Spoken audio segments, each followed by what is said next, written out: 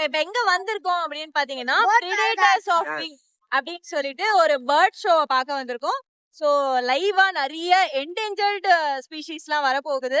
So அதெல்லாம் almost வந்து அழிய போற வெரைட்டி, அதெல்லாம் வந்து பாதுகாத்து வச்சிருக்காங்க.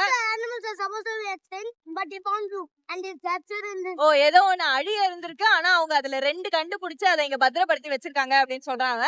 சோ இந்த மாதிரி நிறைய விஷயங்களை இந்த வீடியோல நீங்க பார்க்க போறீங்க, பார்த்து தெரிஞ்சுக்கோங்க.